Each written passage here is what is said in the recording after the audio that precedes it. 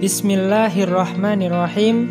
Assalamualaikum warahmatullahi wabarakatuh. Selamat pagi anak-anak. Bagaimana kabar kalian? Alhamdulillah. Semoga semuanya selalu dalam keadaan sehat walafiat dan dilindungi oleh Allah Subhanahu wa taala. Ya anak-anak, kembali lagi bersama dengan Pak Guru. Kali ini kita akan belajar mengenai hadis tentang menyayangi anak yatim bagian yang kedua. Setelah kemarin kita belajar mengenai pengertian dan lafal hadisnya, dalam video ini kita akan belajar tentang isi kandungan dan hikmahnya. Tapi sebelum itu kita akan sedikit mengulang tentang yang pertama dan yang kedua, yaitu tentang lafal hadis dan pengertiannya. Pengertian dari yatim kemarin adalah yatim adalah anak yang ditinggal wafat oleh ayahnya. Sedangkan piatu adalah anak yang ditinggal wafat oleh ibunya. Jadi bisa disimpulkan kalau ada anak yatim piatu adalah anak yang ditinggal wafat oleh kedua orang tuanya, yaitu ayah dan ibunya. Sekarang lafal hadisnya. Pak Guru akan bacakan lafal hadisnya. Anak-anak bisa menirukan dari rumah. An Sahli bin Sa'din radhiyallahu anhu qala Rasulullah sallallahu alaihi wasallam ana wa kafilul yatimi fil jannati hakada wa asyara bis sababati wal wusta wa farraja bainahuma. Rawahul Bukhari.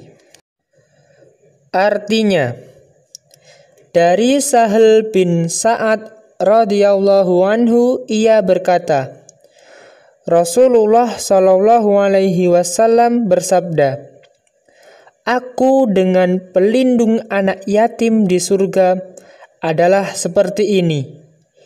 Beliau menunjukkan telunjuk dan jari tengah serta beliau merenggangkan antara keduanya. Hadis riwayat Bukhari nomor 4892. Isi kandungan hadis. Yang pertama, hukum memelihara anak yatim adalah fardu kifayah. Fardu kifayah artinya adalah kewajiban dalam suatu kaum. Apabila dalam suatu kaum itu sudah ada yang menunaikannya atau sudah ada yang melaksanakannya, maka yang lain tidak ikut berdosa. Tetapi apabila dalam suatu kaum itu belum melaksanakannya, belum sama sekali ada yang melaksanakannya, maka semuanya menjadi berdosa. Yang kedua, memelihara anak yatim termasuk perbuatan yang mulia. Karena memelihara dan mengurus anak yatim bukanlah tugas yang ringan. Orang yang dapat melaksanakannya termasuk manusia utama dalam pandangan agama. Memelihara anak yatim yaitu mengurus semua tentang makan, minum, pakaian, dan pendidikan anak yatim tersebut.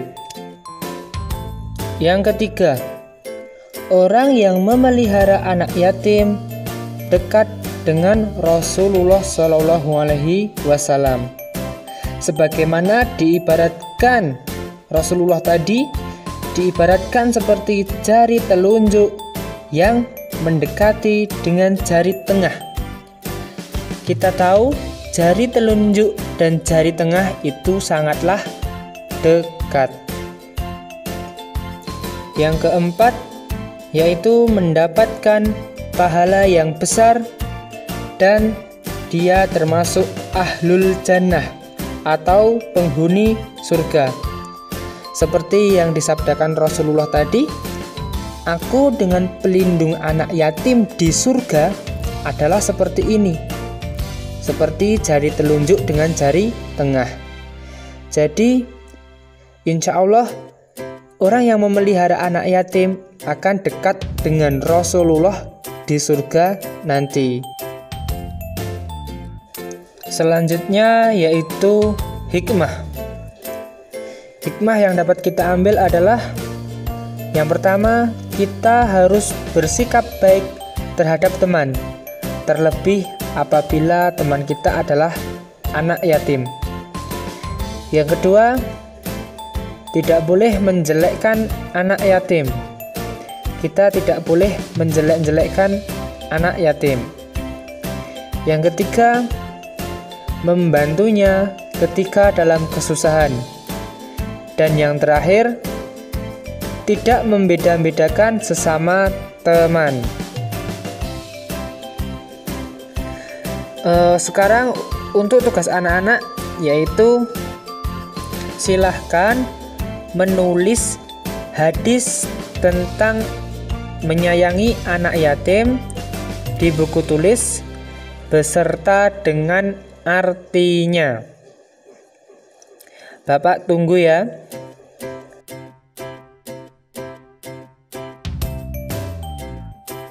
Nah, itu tadi anak-anak video pembelajaran tentang hadis menyayangi anak yatim.